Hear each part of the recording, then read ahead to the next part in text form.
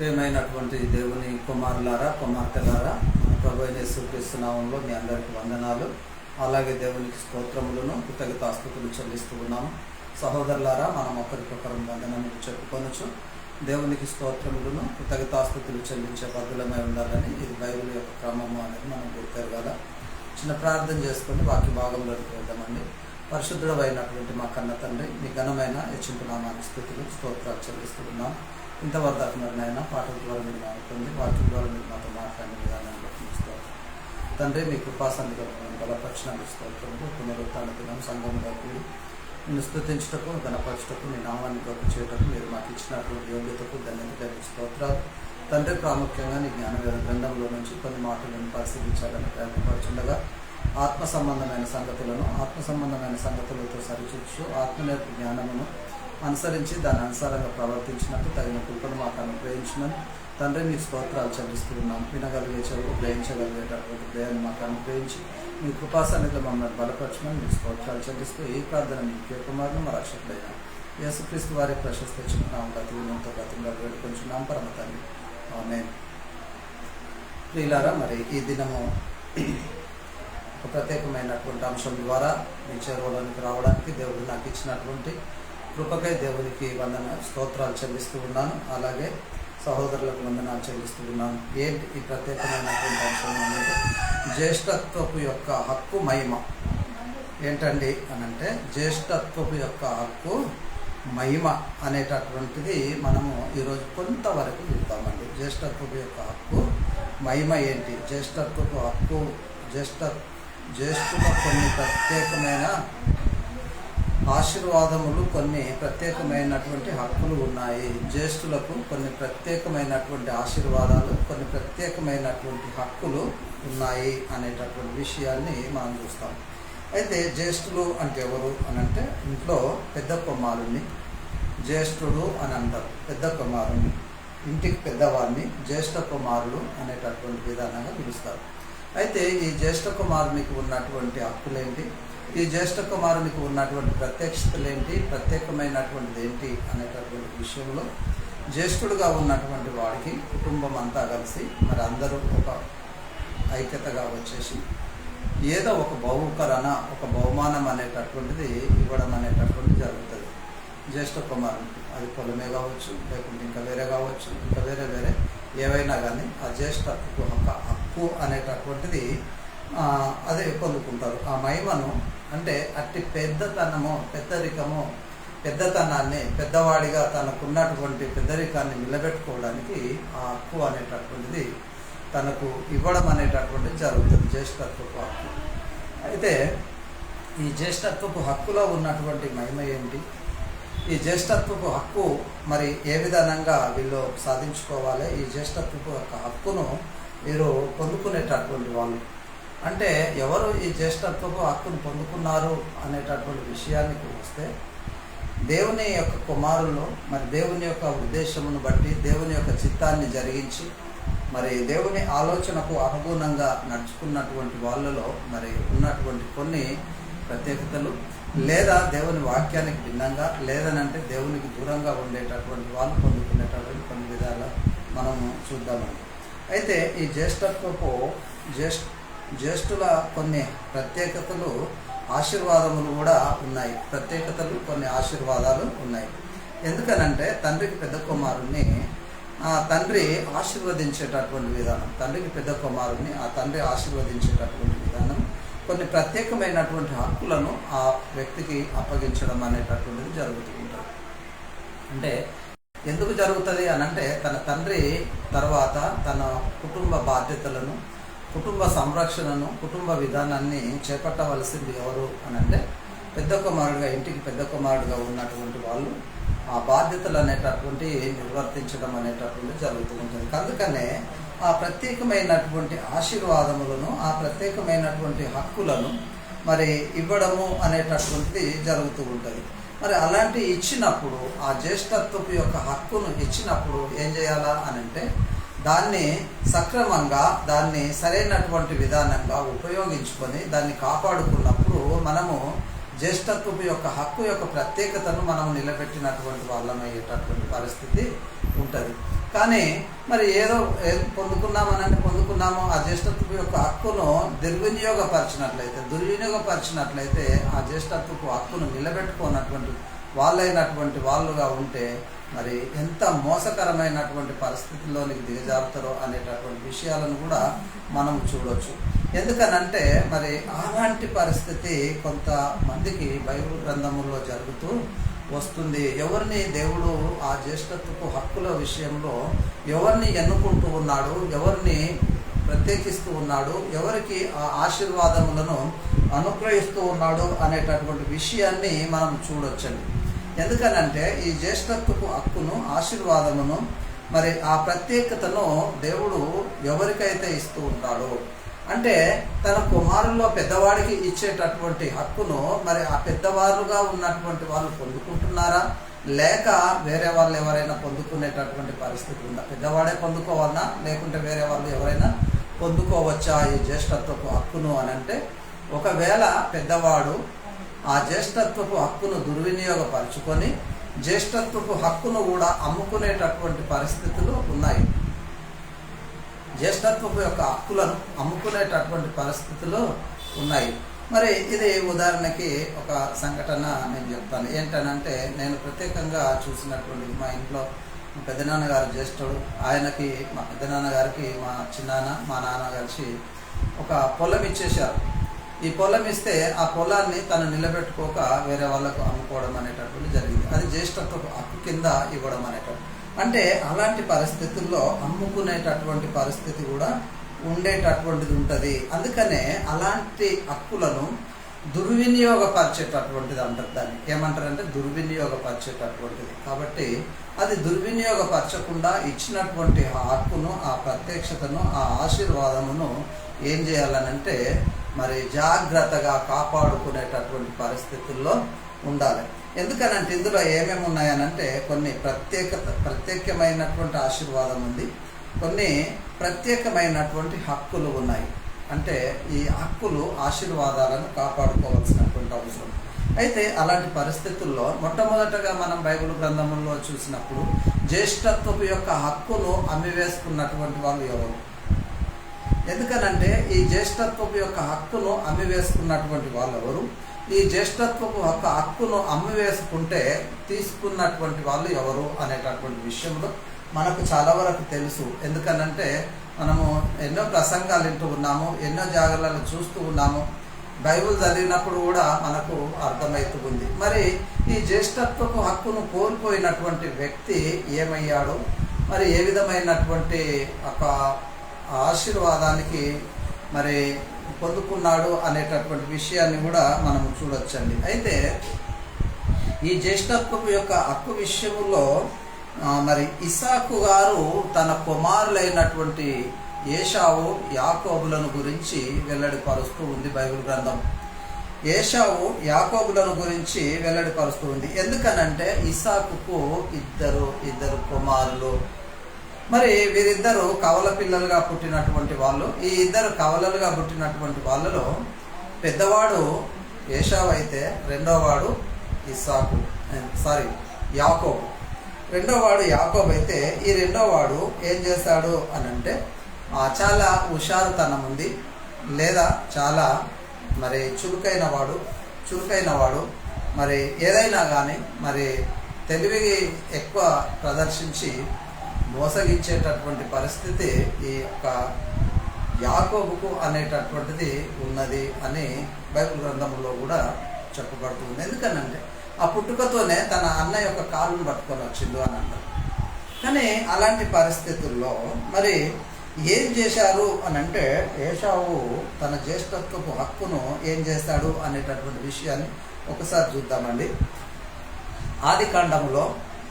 ఆదికాండంలో 25వ అధ్యాయము 29వ వచనము నుంచి మనం చూస్తే, ఒకనాడు యాకోబు కలగూర వంటకము వండుకొని చుండగా ఏశావు అలసిపోయిన వాడై పొలము నుండి వచ్చి అని అంటారు. ఎందుకనంటే యాకోబు అంట కలగూర వంటకం వండుకుంటుండట. అంటే ఈ కూరలు అన్ని కలిపి కలగూర వంటలు అమ్ముకుంటున్న పరిస్థితుల్లో ఏశావు ఏం చేశాడంటే అలసిపోయిన వాడై పొలము నుండి ఇంటికి వచ్చిండు, పని చేశాడు. ఈ యాకోబు ఏం చేసేటటువంటి వాడంటే తన తల్లితో ఉండి ఏ విధమైనటువంటి వంటలు చేయాలి, ఏ విధమైనటువంటి వంట నేను చేసుకోవాలి, ఏ విధంగా వండుకోవాలి, ఆ తల్లితో ఉండి అన్నీ నేర్చుకున్నాడు. నేర్చుకున్నటువంటి ఈ యాకోబు ఏం చేస్తూ ఉన్నాడనంటే మరి కలగూర వంటలు చేసుకుంటుండు. పెద్దవాడు తన బాధ్యతను బట్టి తన పొలం పని చేసుకొని మరి అలసిపోయి ఇంటికి వచ్చినటువంటి పరిస్థితిని మనం ఇక్కడ చూస్తూ ఉన్నాం. ఎవరైనా అలసిపోతారండి, పొద్దుంతా పని చేసినప్పుడు సహజంగా అలసిపోవడం అనేటటువంటిది కామనే కదా. మరి అలా అలసిపోయి ఇంటికి వచ్చినటువంటి పరిస్థితుల్లో నేను ఏశావు అంటుండు, నేను అలసిపోయి ఉన్నాను, ఆ ఎర్రని నున్న దానిలో కొంచెం దయచేసి నాకు పెట్టుమని అడిగాను. ఏమంటూ ఉండు అనంటే ఆ ఎర్రగా ఉన్నటువంటి దానిలో నుంచి కొంచెం నాకు పెట్టు. ఏంటంటే ఈ కూర ఎర్ర ఉందంట, మరి బాగా గమ్మత్తుగా మంచిగా వాసన వచ్చేటట్టు. ఎందుకనంటే చాలామంది ఏం చేస్తామనంటే ఎవరైనా వంటలు వండుకుంటున్నారనంటే వెంటనే పసిగట్టేస్తాను. ఎందుకంటే అబ్బా వాళ్ళు చాలా బాగా వండుతున్నారు, లేదంటే మంచి వాసన వస్తుంది, చాలా మంచిగా ఇది ఉంది అనేటటువంటి విధానంగా మరి ఏం చేస్తూ ఉంటామనంటే వెంటనే పసిగట్టేస్తూ ఉంటాం. అబ్బా మేము కూడా వండుకుంటే బాగుండును, లేదనంటే మాకింత వేస్తే బాగుంటుందో అనేటటువంటి ఆలోచన కలిగి కూడా కొన్ని పల్లెటూర్లలో కానీ కొంత ప్రాంతాలలో ఉన్నటువంటి వాళ్ళు ఉన్నారు చాలామంది.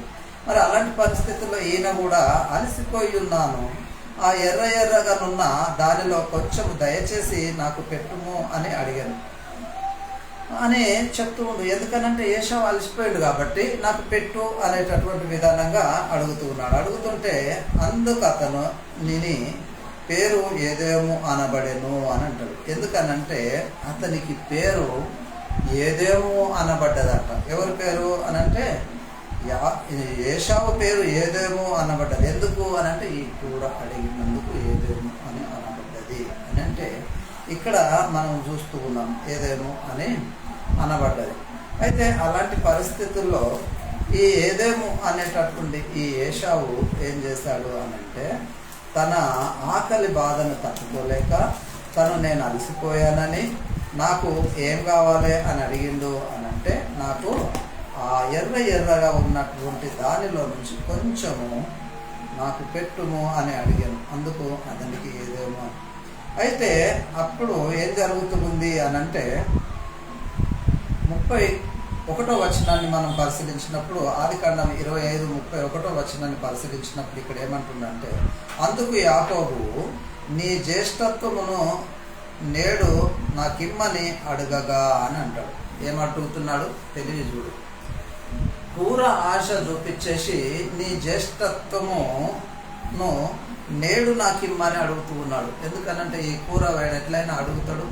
నేను ఎట్లయినా ఇది ఆధారం చేసుకొని ఈ సాకుతోటి నేనేం చేస్తానంటే తనకున్నటువంటి జ్యేష్ఠత్వమును లాగేసుకోవాల్సినటువంటి అవసరం. చాలామంది ఈ ప్లాన్లలోనే ఉంటారు. ఎందుకనంటే ఏదన్నా మోక దొరికిందనుకో ఎదుటోంది ఎట్లా ఖాళీ చేయాలి అనేది, ఏదన్నా కొంచెం ఆసర దొరికితే ఎదుటోన్ని ఎట్లా లూటి చేయాలి, ఎట్లా ఖాళీ చేయాలి, అదెంత విశ్వాసం అని చెప్పుకునేటటువంటి వాళ్ళలో కూడా ఆ స్వభావము ఆ బుద్ధి అనేటటువంటిది ఉంటుంది.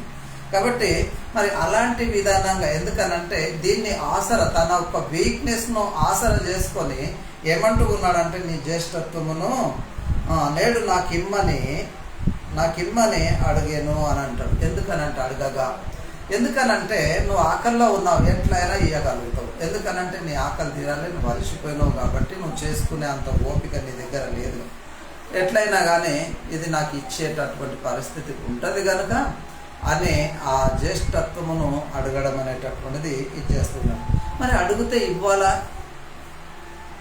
పెద్దవాడిగా ఉన్నటువంటి తన బాధ్యతను, తన కర్తవ్యాన్ని, తనకున్నటువంటి హక్కును ఇవ్వాలా అని అంటే మరి ఏశావు ఏం చేస్తూ ఉన్నాడనంటే తప్పదు అనుకుంటున్నాడు. ఒకవేళ నేను తినాలి, నాకు ఆకలిగా ఉంది, అలసిపోయినా తినాలి కాబట్టి కొన్ని ఆ విధానమైనటువంటి విషయాల్లో మనం కూడా కొన్నిసార్లు వీక్ అయిపోతూ ఉంటాం. ఏదైనా సరే ఇచ్చేస్తాలే, నాకు కావాల్సింది నువ్వు బియ్యి అనేటటువంటి విధానంగా మాట్లాడుతూ ఉంటాం. ఏదైనా ఇచ్చేస్తా, నాకు కావాల్సింది నువ్వు బియ్యి అనేటటువంటి విధానంగా మాట్లాడడం అనేటటువంటి జరుగుతుంది. అందుకని ఏమంటుందంటే ఏశావు నేను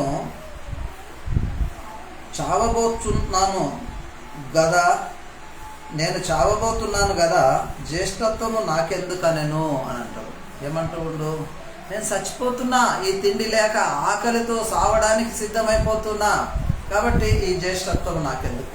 చూడండి, ఈ లోకంలో ఉన్నటువంటి వాటిలో ఆశ అనేటటువంటిది చాలా ఉంటుంది. ఎందుకంటే ఈ రంగురంగుల ప్రపంచము, ఈ రంగురంగుల వింత విధానము అనేటటువంటిది ఏం చేస్తూ ఉంటుంది అని అంటే మనిషిని మోసపుచ్చేటటువంటిది. ఎందుకు మోసపుచ్చుతుంది అని అంటే దేవుని మీద ఉన్నటువంటి యొక్క ఆలోచనలను దేవుని నుండి తొలగించి మనల్ని ఏం చేస్తుంది అని అంటే దేవునికి కానటువంటి భ్రష్టులుగా మనలను సిద్ధపరిచేటటువంటి పరిస్థితి అనేటటువంటిది ఉంటుంది. దేవునికి కానటువంటి వాళ్ళని చేయాలి. అందుకనే ఆదాము గారికి కానీ అవ్వకు కూడా అదే విధానంగా మోసగించింది. ఎందుకనంటే నీ కన్నులకు రమ్యమైనది అని చెప్పి రోటికి రుచికరంగా ఉంటుంది, మీరు దేవతలు అనబడతారు అని లేనిపోని ఆశలు చూపించేసి ఏం చేసిందంటే అక్కడ మోసం చేయడం అనేటటువంటి జరిగింది. అదే రకంగా ఇక్కడ నేను చావబోతున్నాను అని చెప్పేటటువంటి పరిస్థితి. ఎందుకు అని అంటే నేను చావబోతున్నాను కాబట్టి ఈ జ్యేష్ఠత్వం నాకెందుకు, కాబట్టి దాన్ని తీసుకొని నాకు ఆ కూర ఏ కూర వేయాలి? ఎర్ర కూర. మనం చూస్తూ ఉంటాం సహజంగా లోకంలో చాలా వరకు వంటలు చేసేటటువంటి వాళ్ళలో మంచి రుచికరమైనటువంటి, చూస్తే కళ్ళకు ఇంపుగా ఉండేటటువంటి, తినడానికి మంచి మధురంగా ఉండేటటువంటి వంటలు బాగా ఉంటాయని మనం అనుకుంటూ ఉంటాం. కొన్ని ప్రాంతాలు కూడా వెతుకుతూ ఉంటాం అలాంటి పరిస్థితి. కాబట్టి ఏశావు కూడా అలా ఎతికి ఉంటుండేమో, ఏశావు కూడా అలా ఆలోచించి ఉండొచ్చు అనేటటువంటిది. ఎందుకనంటే నేను చచ్చిపోతున్నా, ఈ తిండి లేక నేను చనిపోతున్నా గనుక నాకు ఈ జ్యేష్ఠత్వపు హక్కు నాకెందుకు. చూడండి ఎంత సులువుగా చెప్పేస్తుండో. తనకున్నటువంటి అధికారాన్ని, తనకున్నటువంటి ఆలోచనలను, తనకున్నటువంటి ఆశీర్వాదాన్ని ఏం చేస్తుండో అనంటే తన సహోదరునికి, తనకంటే చిన్నవాడైనటువంటి వానికి తన మీద పెత్తనాన్ని అప్పగించడం అనేటటువంటిది. ఇది చాలా వరకు గమనించాలి. ఎందుకనంటే తన పెత్తనాన్ని, తనకున్నటువంటి బాధ్యతలను, తనకున్నటువంటి ఒక కర్తవ్యాన్ని ఏం చేస్తూ ఉన్నాడంటే తను వదులుకొని తనకంటే చిన్నవాడైనటువంటి వానికి అది అప్పగించడం అనేటటువంటిది జరుగుతూ ఉంది. అందుకనే మరి ఎలాంటి పరిస్థితుల్లో ఉన్నాడు అంటే 33వ వచనంలో జ్యేష్ఠత్వం నాకెందుకు అని అక్కడ చెప్తే యాకోబు ఏమంటున్నాడంటే, యాకోబు నేడు నాతో ప్రమాణము చేయమనెను. ఏమంటుండు? నాతో ప్రమాణం చేయి ఇస్తానే, బాగుంటుంది, నాతో ప్రమాణం చేయి ఇస్తానే అని చెప్పి యాకోబుతో ప్రమాణము చేసి అతడు జ్యేష్ఠత్వమును అమ్మివేయగా అని అంటుండు. ఏమంటుండు? ప్రమాణం చేసిండు, జ్యేష్ఠత్వాన్ని అమ్మి వేసుకున్నాడు. ఎవరు అని అంటే యాకోబుకు ఏశావు తన జ్యేష్ఠత్వాన్ని అమ్మేసుకున్నాడు. ఈ జ్యేష్ఠత్వాన్ని అమ్మేసుకున్న తర్వాత మళ్ళీ తిరిగి వస్తుందా అంటే వచ్చేటటువంటిది కాదు. ఒక్కసారి పోగొట్టుకున్నామనంటే దాన్ని మళ్ళా తిరిగి దాన్ని పొందుకోలేము. అందుకనే మరి ఆ విధానంగా తన గురించి, ఎందుకనంటే కేవలము తన ఆహారం కొరకు, కేవలము తన శరీర సుఖం కొరకు, కేవలము తన యొక్క శరీర భావాలను, తన శరీరాన్ని సుఖపెట్టుకోవడానికి తను చేసినటువంటి ఒక దౌర్భాగ్యమైనటువంటి స్థితి ఏంటి అని అంటే తనకున్నటువంటి జ్యేష్ఠత్వమును తన తమ్మునికి అమ్మి వేసుకోవడం అనేటటువంటిది జరిగింది. ఎందుకనంటే కొన్ని పరిస్థితులను బట్టి మనం కూడా అలాంటి పరిస్థితుల్లో దిగజారిపోయేటటువంటి వాళ్ళగా ఉంటారు. కానీ జాగ్రత్తగా ఉండాలి. ఎందుకనంటే ప్రతి విషయంలో కూడా మనము జాగ్రత్తగా ఉండాలి. దేంట్లో మోసపోకుండా, ఆచితూచి అడుగు వేయకుండా, నిదానించి ఆలోచించి మనము ముందుకు వెళ్ళేటటువంటి వారిగా ఉండాలని దేవుని వాక్యము తెలియజేస్తుంది. అందుకు యాకోబు ఆహారమును చిక్కుడుకాయల వంటకమును ఏశావుకు ఇచ్చెను అని అంటాడు. ఏంటంట? ఆహారమును చిక్కుడుకాయల వంటకం అంట. చిక్కుడుకాయల వంట చేసిండన్న. చాలా మంది ఆ చిక్కుడుకాయలు మరి ఆ గింజలు చూస్తే నాకు చాలా ఇష్టం అండి అని అంటారు. కాబట్టి అలాంటి యొక్క ఆహారమును, చిక్కుడుకాయల కూరను ఎవరికి ఇచ్చిండు అంటే ఏశావుకు ఇచ్చెను. అతడు తిని త్రాగి లేచిపోయెను. ఇట్లు ఏశావు తన జ్యేష్ఠత్వమును తృణీకరించేసిండు. ఎందుకనంటే తనకున్నటువంటి జ్యేష్ఠత్వమును తను తృణీకరించేసుకొని విడిచిపెట్టి వెళ్ళిపోవడం అనేటటువంటిది జరిగింది. ఎందుకు అనంటే తన హక్కును, తనకున్నటువంటి జ్యేష్ఠత్వమును, తనకున్నటువంటి విధానాన్ని కేవలం దేని కొరకు విడిచిపెట్టిండు అని అంటే చిక్కుడుగాయల కూర, ఎర్రని కూర, కలెగూర కొరకు తను వదులుకున్నట్టుగా చూస్తున్నాం.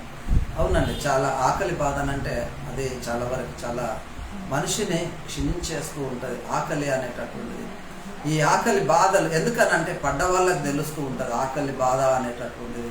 చాలా వరకు ఎవరు చాలా ఈ రోజులలో ఎవరు అంత ఆకలి బాధల్లో లేకపోవచ్చు, కానీ కొంతమంది అప్పటి నుంచి కూడా కొంతమంది సేవకులు కానీ ఉన్నారు. కానీ అలాంటి ఆకలి బాధతో ఉండి కూడా మరి అమ్ముడు పోనటువంటి పరిస్థితుల్లో చాలామంది ఉన్నటువంటి వాళ్ళు నేటికి సమాజంలో మరి వాళ్ళు ఆదర్శంగా నిలబడ్డటువంటి వాళ్ళు కూడా ఉన్నారు అనేటటువంటిది మనం గుర్తిరగవచ్చు. అందుకనే మరి ఆయన తిని దాన్ని ఏం చేసిండనంటే ఏశావుకు తన జ్యేష్ఠత్వమును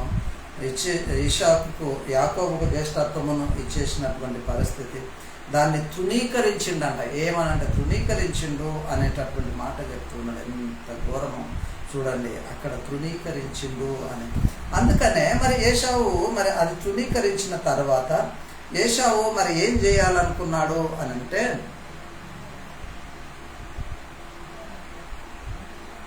అయితే మరి ఏం చేసిండు అనంటే ఏశావు అంట తన దేవుని కృపను పోగొట్టుకున్నాడంట. తన దేవుని కృపను పోగొట్టుకొని ఆయనలో చేదైనటువంటి విధానం అనేది ఎదురవుతూ ఉన్నది అనేటటువంటి. ఎందుకనంటే ఒక్క పూట కొరకు, ఒక పూట కూడు కొరకు, ఒక్క పూట అన్నము కొరకు, ఒక పూట కూడు కొరకు తన జ్యేష్ఠత్వపు యొక్క హక్కును అమ్మివేసినటువంటి ఏశావు ఏ స్థితికి మారిపోయిందో ఒక్కసారి మనం చూడొచ్చండి. ఒక్క పూట కూటి కొరకు. అలాగే మనలో కూడా అలాంటి పరిస్థితి అనేటటువంటిది జరుగుతుంది అని బైబిల్ గ్రంథం చెప్తూ ఉంది. ఎందుకనంటే అలాంటి పరిస్థితి జరగకుండా మనము కూడా మన యొక్క పరిస్థితులను చక్కబెట్టుకున్నటువంటి వారమై మనము దేవుని వాక్యానికి అనుగుణంగా ముందుకు సాగేటటువంటి వారిగా ఉండాలి. ఎందుకనంటే దేవుని వాక్యం ఏదైతే తెలియజేస్తూ ఉందో, ఎందుకనంటే లోకంలో ఉన్నటువంటి సమస్యలు చాలా ఉంటాయి, బాధలు ఉంటాయి, కష్టాలు ఉంటాయి, అలసట ఉంటుంది. ఈ శరీర సంబంధమైనటువంటి ఒక విధానం అనేటటువంటిది మనిషికి ఎప్పుడు వెంటాడుతూనే ఉంటుంది. ఎందుకనంటే శరీరం ఎప్పుడు బలహీనమైపోతూ ఉంది, ఆత్మ ఎప్పుడు నూతనపరచబడుతూ ఉంది, ఆత్మ ఎప్పుడు నూతనమైనటువంటి విధానం. ఎందుకనంటే ఈ శరీరానికి బలహీనత అనేటటువంటి వస్తుంది, ఆత్మకు బలహీనత అనేటటువంటిది రాదు. అందుకే శరీరం ఏం చేస్తుందంటే ఆత్మ మీద డామినేట్ చేస్తుంది. శరీరము ఆత్మ మీద డామినేట్ చేసి నాకు అవి కావాలా, ఇవి కావాలా, నేను ఇవి తింటా, అవి తింటా, ఇవి తెచ్చిపెట్టా, ఇలాంటి పరిస్థితుల్లో శరీరము ఈ ఆత్మ ఇందులో నివసిస్తున్నటువంటి ఆత్మ మీద డామినేట్ చేయటం ద్వారా ఏం చేస్తున్నామంటే శరీర క్రియల చేత ఆత్మానుసారమైనటువంటి వాటిని మనం ఏం చేస్తాం, చంపివేస్తూ ఉన్నాము. ఆత్మానుసారమైనటువంటి వాటిని కొనసాగించలేక ఆత్మానుసారమైనటువంటి వాటిని చంపుకునేటటువంటి పరిస్థితి వచ్చింది అనేటటువంటి. అందుకే ఎబ్రీలకు రాసిన పత్రిక 12వ అధ్యాయము ఒకసారి చూద్దామండి. ఎబ్రీలకు రాసిన పత్రిక 12వ అధ్యాయము 15 నుంచి 17 వచనాలు మనం చూసినట్లయితే, మీలో ఎవడైనా దేవుని కృపను పొందకుండా తప్పిపోవునేమో అనియో అని అంటాడు. మీలో ఎవడైనాను దేవుని కృపను పొందకుండా తప్పిపోవునేమో అనియు చేదైన ఏరు ఏదైనాను మొలిచి కలవరపరచుట వలన అనేకులు అపవిత్రులైపోదురేమో అని అంటాడు. ఎందుకనంటే అనేకులు అపవిత్రులైపోదురేమో. ఎందుకు అనంటే దేవుని కృపను పోగొట్టుకోకుండా పోగొట్టుకోకుండా తప్పిపోకుండా ఉండేటటువంటి వాళ్ళు ఉండాలి. అందుకనే మరి ఎవడైనా దేవుని కృపను పోగొట్టుకోకుండా తప్పిపోవునేమో అని, దేవుని కృపను పొందకుండా తప్పిపోవునేమో అనేటటువంటి విషయాన్ని ఇక్కడ తెలియజేస్తున్నాడు. ఎందుకంటే దేవుని కృపను పొందకుండా తప్పిపోయేటటువంటి వాళ్ళు ఉన్నారు. మరి అట్లా తప్పిపోకుండా మరి ఉండాలనంటే చేదైన ఏరు ఏదైనాను మీలో మొలిచి కలవరపరచుట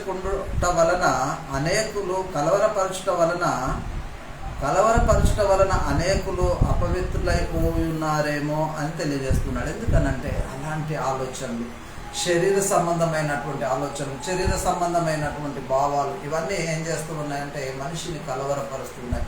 అయ్యో నేను ఇంత చేస్తూ ఉన్నా, నేను ఇంత నీతిగా ఉంటున్నా, అయ్యో నేను ఇలా ఉంటున్నా, నేను ఇంత విశ్వాసంగా బతుకుతూ ఉన్నా, నాకెందుకు ఈ బాధ అనేటటువంటి విధానం, నాకెందుకు ఈ శ్రమ అనేటటువంటి, నాకెందుకు ఈ యొక్క వేదన అనేటటువంటి. అయితే దీనికంటే ఏమవుతుందంటే బైబుల్ వాక్యాన్ని, సత్యాన్ని అనుసరిస్తే నీకు కంపల్సరీ ఈ ప్రాబ్లమ్స్ అనేటటువంటివి ఉంటాయి. ఎందుకనంటే అందరిలాగా నువ్వు ప్రవర్తించవు కదా, అందరిలాగా నువ్వు వ్యవహరించవు కదా, అందరిలాగా నువ్వు ఉండలేవు కదా సత్యాన్ని అనుసరిస్తే.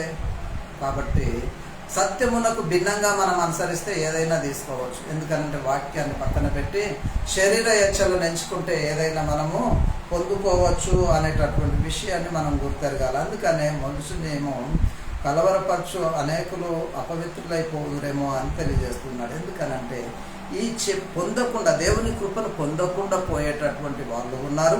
అంతేకాకుండా చేదైన ఏరు మొలిచి కలవరపరిచేటటువంటి పరిస్థితి కూడా ఉన్నది. ఎందుకనంటే అనేకులు అపవిత్రులైపోదురేమో అని ఆయన చెబుతూ ఉన్నాడు. మరి ఆ విధానంగా కాకుండా, ఆ విధానంగా మనం చేయకుండా దేవుని వాక్యానికి మరి అనుకూలించి దేవుని వాక్యాన్ని అనుసరించి జీవించేటటువంటి వారిగా ఉండాలి.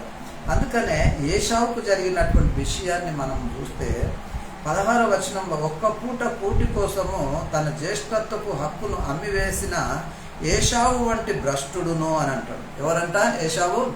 ఒక్క పూట కూటి కోసము తన జ్యేష్ఠత్వపు హక్కును అమ్మివేసిన ఏశావు వంటి భ్రష్టుడు.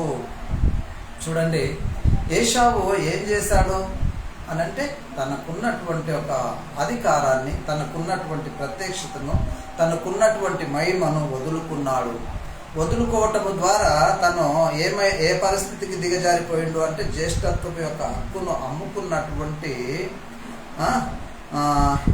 హక్కును అమ్మివేసినటువంటి ఏశావు వంటి భ్రష్టుడు. ఏశావు భ్రష్టుడుగా మారిపోయింది. ఎందుకనంటే తనకున్నటువంటి విధానాన్ని, తనకున్నటువంటి దాన్ని కోల్పోవడం అనేటటువంటి జరిగింది. ఎందుకనంటే దేవుడిచ్చినటువంటి శ్రేష్టమైనటువంటి వాటిని ఈరోజు కోల్పోయి ఈ లోకంలో ఉన్నటువంటి వాటి కొరకు వేగిరపడుతూ ఉన్నారు. ఆస్తులు, సంపదానము, విశేషమైనటువంటి ఆస్తి సమకూర్చుకుంటున్నారు. కానీ అలాంటి పరిస్థితుల్లో నేను వెళ్ళినట్లయితే కూడా ఏమైతామంటే భ్రష్టులమైపోయేటటువంటి పరిస్థితి వస్తుంది. అందుకనే ఏశావు మరి ఈ లోకానుసారమైనటువంటి దాన్ని ఆశించుడు గనుక భ్రష్టుడుగా అయిపోయిండు. అంతేకాకుండా వ్యభిచారి అయినను ఉండునేమోనని జాగ్రత్తగా చూచుకొనుము అని అంటాడు. ఎవరు? వ్యభిచారిగా ఉన్నాడు. అంటే ఏం చేశాడు? వ్యభిచారం అంటే లోక సంబంధమైనటువంటి వాటిని అనుసరించాడు, లోక సంబంధమైనటువంటి వాటి కొరకు ఇది చేశాడు. కాబట్టి మనం కూడా ఏం చేస్తూ ఉన్నామనంటే లోక సంబంధమైనటువంటి వాటిని ఆలోచిస్తూ ఉన్నాము. ఈ లోక సంబంధమైనటువంటి వాటి కొరకే వేగిరపడుతూ ఉన్నాము. దేవుడు చెప్పినటువంటిది కానీ, దేవుని వాక్యానుసారమైనటువంటివి కానీ, దేవుడు ఇచ్చేటటువంటివి కానీ ఆశించకుండా మనం ఏం చేస్తూ ఉన్నామనంటే అస్తమానము మనం శరీర సంబంధమైనటువంటి వాటి కొరకు, శరీర సంబంధమైనటువంటి ఆలోచనలను కలిగి, శరీర సంబంధమైనటువంటి విధానాన్ని మనము వెంబడిస్తూ ఉన్నాము. కాబట్టి మరి ఏం జరుగుతుంది? ఈ శరీర సంబంధమైనటువంటి వాటిని మనం అనుసరిస్తే ఏమవుతుంది మనము అనేటటువంటి విషయాన్ని మనం గుర్తెరగాలి. ఎందుకనంటే ఆత్మానుసారమైనటువంటి వాటిని ఆశించి మనం ఆత్మీయ జీవితంలో మరి పొందుకున్నట్లయితే దేవుని సన్నిధిలో మనము చక్కగా ఉండగలుగుతాము, ప్రత్యేకంగా ఉండగలుగుతాము. కానీ అవి ఇడిచిపెట్టి మనము లోక సంబంధమైనటువంటి వాటిని ఆశించినప్పుడు, లోకాన్ని ఆశించినప్పుడు, ఈ లోక ధనము, ఈ లోక సంపద, ఈ లోకంలో ఉన్నటువంటి ఈ పెంట కొరకు ఆలోచించినటువంటి వాళ్ళు ఎవరైనా కానీ దేవునికి శత్రువు అవ్వక తప్పదు.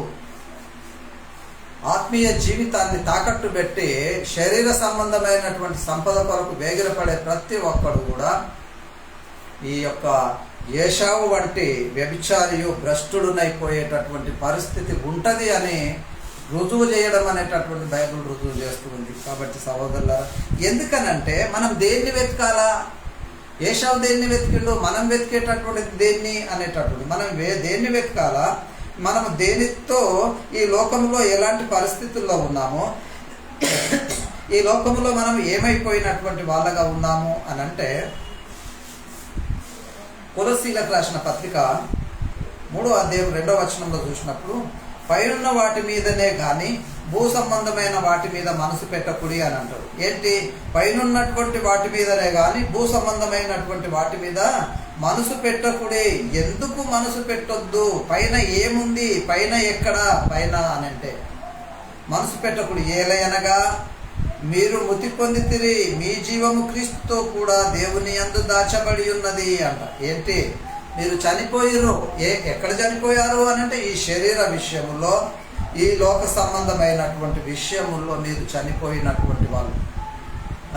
చనిపోయినటువంటిది లోపలికి మునుగదు. ఏదైనా కానీ చనిపోయిన ఒక చేపను చూడండి, లేదంటే ఒక చనిపోయిన వ్యక్తిని తీసుకుపోయి నీళ్ళల్లో పడేసినా కానీ అది లోపలికి మునిగిపోదు. ఎందుకనంటే పైకి తేలుతూ ఉంటుంది. దానికి అవసరం లేదు ఆ నీళ్ళతో కానీ, దానికి అవసరం లేదు ఆ యొక్క విధానంతో. కాబట్టి అది పైకి తేలడం అనేటటువంటిది జరుగుతూ ఉంటుంది. కాబట్టి మరి మనము కూడా క్రైస్తవులుగా, దేవుని పిల్లలుగా, మనం దేవుని పిల్లలమని చెప్పుకునేటటువంటి మనము మరి దేని మీద మనసు పెడుతూ ఉన్నాము అంటే పైన ఉన్నటువంటి వాటి మీదనే కానీ భూ సంబంధమైన వాటి మీద మనసు పెట్టకుడి అని తెలియజేస్తూ, ఏలయనగా మీరు మృతి పొందిర్రు. ఏదికంటే భూ సంబంధమైనటువంటి వాటి విషయంలో మీరు మృతి పొందిర్రు, చనిపోయిర్రు. చనిపోయినటువంటి వాడు మళ్ళా తిరిగి భూ సంబంధమైనటువంటి వాటిని కోరుకోలేడు. అయితే చనిపోయిర్రు అని చెప్పి మీ జీవము క్రీస్తుతో కూడా దేవుని యందు దాచబడి ఉన్నది అని అంటాడు. ఎందుకు అని అంటే ఎక్కడ? పైన ఏముంది అంటే మీ జీవం ఉంది. పైన ఏముంది? మీ జీవం ఉంది. పైన ఏముంది? దేవుడు ఉన్నాడు. పైన ఏముంది? యేసుక్రీస్తు ఉన్నాడు. పైన ఏముంది అని అంటే పరలోకం ఉంది. ఓకే, పైన ఏముంది అని అంటే పరలోకం ఉంది. నువ్వు పైన ఏముంది అని అంటే నీకు ఉండబోయేటటువంటి ఆ నివాస స్థలము పైన ఉన్నది. ఇది ఎన్ని రోజులు ఉన్నా కానీ ఖాళీ చేసుకొని వెళ్ళిపోవాల్సిందే. ఇది ఎన్ని రోజులున్నా విడిచిపెట్టవలసిందే. కాబట్టి నీకున్నటువంటిది ఎక్కడ అనంటే పైన ఉన్నది. అందుకే 1వ వచనాన్ని మనం చూద్దామండి. మీరు క్రీస్తుతో కూడా లేపబడిన వారైతే పైన ఉన్నటువంటి వాటినే వెతుకుడి, అక్కడ క్రీస్తు దేవుని కుడిపాశమున కూర్చుండి ఉన్నాడు. ఎవరున్నారండి? యేసుక్రీస్తు దేవుని కుడిపాశమున. ఎందుకు అనంటే మీరు క్రీస్తుతో కూడా లేపబడ్డారా అనంటే చాలా మంది లేపబడ్డామని అనుకుంటున్నారు, కానీ వాళ్ళు చనిపోయినటువంటి శవాల కిందనే ఉన్నారు ఇంకా. ఎందుకంటే మేము లేపబడ్డాము అని అనుకుంటూ ఉన్నారు. వాళ్ళు తీసుకున్నటువంటి బాప్తిసాలు సరైనటువంటివి కావు. వాళ్ళు పొందుకున్నటువంటి ఒక ఆలోచనలు, వాళ్ళ ఉన్నటువంటి జ్ఞానము బైబిల్ అనుసారమైనటువంటిది కాకపోవటము ద్వారా ఏం చేస్తూ ఉన్నారంటే ఈ లోక సంబంధమైనటువంటి వాటిని వెతుకుతూ ఉన్నారు. కానీ పైన ఉన్నటువంటి వాటిని, మీరు క్రీస్తుతో కూడా చనిపోయినటువంటి వారైతే పైన ఉన్నటువంటి వాటినే వెతుకుతారు. ఎందుకు పైన ఉన్నటువంటి వాటిని వెతుకుతారంటే యేసుక్రీస్తు పరలోకంలో ఉన్నాడు. యేసుక్రీస్తు తండ్రి అయినటువంటి దేవుడు పరలోకంలో ఉన్నాడు. మీ జీవము కూడా ఎక్కడుంది అని అంటే క్రీస్తుతో కూడా దేవుని యందు దాచబడి ఉన్నది అని తెలియజేస్తూ ఉన్నాడు. కాబట్టి సహోదరుడా, ఎక్కడున్నటువంటి దాన్ని ఎత్తుకుదాం మనము? సహోదరుడా, దేన్ని పొందుకుందాము? ఒకవేళ కానే ఈ లోకములో బ్రతికినంత కాలము ఈ కూటి కొరకు ఈ జ్యేష్ఠత్వపు యొక్క హక్కును అమ్మివేసినటువంటి భ్రష్టులుగా మిగిలిపోదామా, లేక వ్యభిచారులమైపోదామా అనేటటువంటి విషయాన్ని మనము గుర్తెరగాలి. ఎందుకనంటే ఒకసారి మనం కోల్పోయినామంటే దాన్ని తిరిగి పొందుకోవాలంటే మరీ కష్టమైనటువంటి పరిస్థితి. ఒకసారి మనం దాన్ని కోల్పోయినామంటే తిరిగి పొందుకోవడానికి మరీ కష్టమైనటువంటి పరిస్థితి. దొరకకపోవచ్చు. అదే పరిస్థితుల్లో ఏశావు కూడా చేసిండు. ఎంతో ఆరాటపడ్డాడు, ఎంతో కన్నీరు గార్చిండు, ఎంతో వేదన పడ్డాడు. అయ్యో అని తండ్రిని వేడుకున్నా కానీ అక్కడ ఏం జరిగిందనంటే మరలా తిరిగి పొందలేనటువంటి పరిస్థితి ఏశావుకు జరిగింది. మరి ఎందుకనంటే తన కన్నీళ్లు వేడుస్తూ ఉన్నాడు. నేను నమ్ముకున్నాను, నేను ఇదైపోయినా, తండ్రి నాకు ఇదైపోతుంది, అయ్యో నేను ఇంత దౌర్భాగ్యమైనటువంటి స్థితిలోనికి దిగజారిపోయినా అని ఏశావు తన తండ్రిని వేడుకుంటున్నాడండి. ఒకవేళ అలాంటి పరిస్థితుల్లో నువ్వు నేను ఉన్నామా? ఒకవేళ అలాంటి స్థితిలో ఉంటే గానీ ఆ దేవుణ్ణి వేడుకో. ఆ దేవుణ్ణి వేడుకుంటే తన కృప, తన కనికరాన్ని నీకు ఇచ్చేటటువంటి పరిస్థితుల్లో ఉన్నాడేమో. చూడండి, అదే చెప్తున్నాడు 15వ వచనంలో. చూద్దామండి. ఎబ్రీలకు రాసిన పత్రిక 12వ అధ్యాయం 17వ వచనంలో ఒకసారి చూసినట్లయితే, ఏశావు తరువాత ఆశీర్వాదము పొందగోరి అని అంటాడు. ఎందుకనంటే తను ఆశీర్వాదాన్ని పొందగోరుతూ ఉన్నాడు. తన తండ్రి దగ్గరకు వచ్చాడు, ఆశీర్వాదాన్ని పొందగోరి కన్నీళ్లు విడుచుచు దాని కోసము శ్రద్ధగా వెతికెను అని అంటాడు. ఏమన్నాడు? శ్రద్ధగా వెతుకుతున్నాడంట. కన్నీళ్లు విడుస్తూ ఉన్నాడు, ఏడుస్తున్నాడు, భోజిస్తూ ఉన్నాడు, కానీ దానికోసం శ్రద్ధగా వెతుకుతూ ఉన్నాడు. కానీ అతనికి మారు మనసు పొంద అవకాశము దొరకక విసర్జింపబడిన వాడనేను మీరెరుగుదురు, విసర్జింపబడిన వాడనని మీరెరుగుదురు అని అంటాడు. ఏమైంది అన్నట్టు విసర్జించబడ్డాడు. చూడండి, విసర్జించబడినటువంటిది మరలా తీసుకోరండి. విసర్జించినటువంటి దాన్ని మరలా మనం తిరిగి కూడా చూడమండి. అలాంటి పరిస్థితికి దిగజారిపోయాడు ఏశావు. అలాంటి పరిస్థితుల్లో ఉండిపోయాడు ఏశావు. అయ్యో, ఎంతో ఏడ్చిండేమో, ఎంతో కన్నీళ్లు పెట్టుకున్నాడు, ఎంతో వెతికిండు, శ్రద్ధగా వెతికిండంట, కానీ మారు మనసు పొందలేకపోయిండు. ఆ అవకాశం ఏశావుకు దొరకలేదు. ఆ అవకాశం ఏశావుకు దొరకకపోవటం ద్వారా తను మరి ఆ యొక్క విధానం నుండి తప్పిపోయినటువంటి పరిస్థితి అనేటటువంటిది ఉంటుంది. అందుకనే జ్యేష్ఠత్వపు హక్కు పుట్టుకతో వచ్చేది అని మనం గుర్తెరగాలి. జ్యేష్ఠత్వపు హక్కు ఎప్పుడు వస్తుందంటే పుట్టుకతో వచ్చేటటువంటిది. ఈ జ్యేష్ఠత్వపు హక్కు కొన్ని కొనుక్కుంటే వచ్చేటటువంటిది కూడా అని మనం గుర్తెరగాలి. ఎందుకనంటే కొనుక్కుంటే వచ్చేటటువంటిది. ఏశావు కొన్నాడు. ఎందుకనంటే ఒక కూర వేసి అతని దగ్గర కొన్నటువంటిది. ఈ జ్యేష్ఠత్వపు హక్కు ఎవరైనా ఇస్తే వచ్చేది కూడా అనేటటువంటిది, ఫ్రీగా ఉచితంగా కూడా ఇస్తే వచ్చేటటువంటిది అని మనం గుర్తెరగాలి. అందుకనే ఇస్సాకు యాకోబును ఆశీర్వదించుచున్నాడు. ఏమనంటే యాకోబును ఆశీర్వదిస్తూ ఉన్నాడు. జ్యేష్ఠత్వపు యొక్క హక్కు, ఆశీర్వాదము, అధికారము ఏదో ఎంత గొప్పదో, ఎంత విలువైనదో చూద్దామండి. ఎందుకనంటే జ్యేష్ఠత్వపు యొక్క హక్కు కానీ, ఆశీర్వాదం కానీ, అధికారం కానీ ఎంతో గొప్పదో అనేటటువంటి విషయాన్ని చూద్దామండి. అయితే ఆదికాండము 27వ అధ్యాయంలో 26వ వచనాన్ని మనం పరిశీలించినట్లయితే, తరువాత అతని తండ్రి అయిన ఇస్సాకు తన కుమారుణ్ణి దగ్గరకొచ్చి నన్ను ముద్దు పెట్టుకొని అతనితో చెప్పాను అని అంటాడు. తనను ముద్దు పెట్టుకున్నాడు. ఎవరిని? యాకోబును ముద్దు పెట్టుకొని అతనితో చెప్తున్నటువంటి మాటలను కొన్ని మనం చూస్తామండి. ఎందుకనంటే ఆ హక్కును, ఆ అధికారాన్ని ఎవరికి ఇస్తూ ఉన్నాడు అని అంటే తన మరి కుమారునికి ఇస్తూ ఉన్నాడు. జ్యేష్ఠత్వపు హక్కును ఎవరి దగ్గరికి వెళ్ళానంటే యాకోబు. అంటే మరి ఎందుకు తండ్రికి తెలియదా అని అంటే తండ్రికి తెలియకుండా మోసగించేటటువంటి పరిస్థితి యాకోబుకి చాలా ఉంది. అందుకనే మరి అలాంటి పరిస్థితుల్లో తన తండ్రి దగ్గర నుంచి ఆ యొక్క జ్యేష్ఠత్వపు హక్కును పొందుకుంటూ తన ఉన్నటువంటి విధానాన్ని ఇతను పొందుకునేటటువంటి పరిస్థితి ఉంది. అందుకే ఏమంటూ ఉన్నాడంటే, అతడు 27వ వచనం, అతడు దగ్గరకు వచ్చి అతనిని ముద్దు పెట్టుకొని అప్పుడు అతడు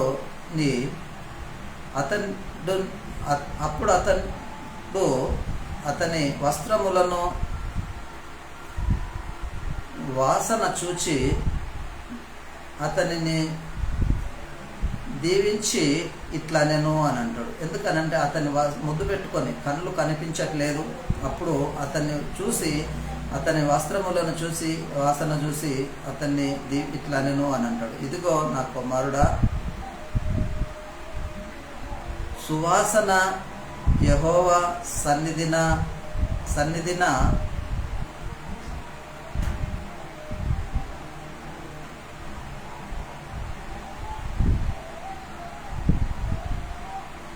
సువాసన యెహోవా సన్నిధిన చెల్లించు వాసన వలె ఉన్నది అని తెలియజేస్తున్నాడు. అందుకనే ఏశావు మంచును, భూసారమును, విస్తారమైన ధాన్యమును, ద్రాక్ష రసమును దేవుడు అనుగ్రహించను. అంటే ఈ లోక సంబంధమైనదే కోరుకున్నాడు కాబట్టి అతనికి లోక సంబంధమైనదే వచ్చింది. జనములు నీకు దాసులగుదురు,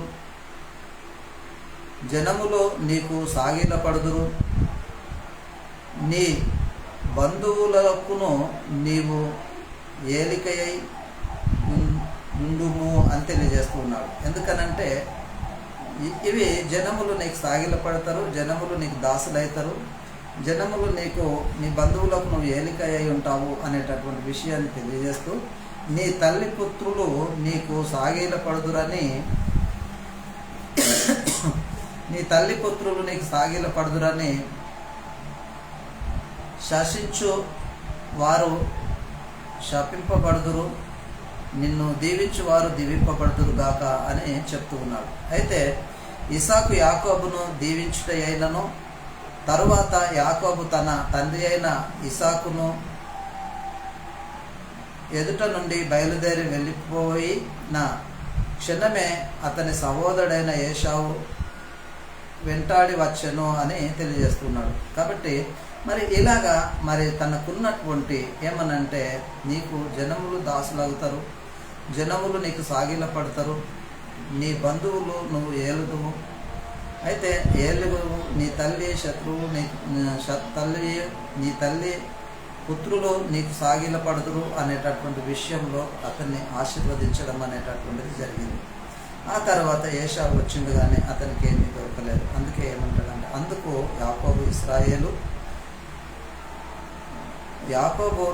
ఇశ్రాయేలు నీ పితరుల లెక్కలో చేర్చాడు. యాకోబు ఇశ్రాయేలుల పితరుల లెక్కలో చేర్చాడంట.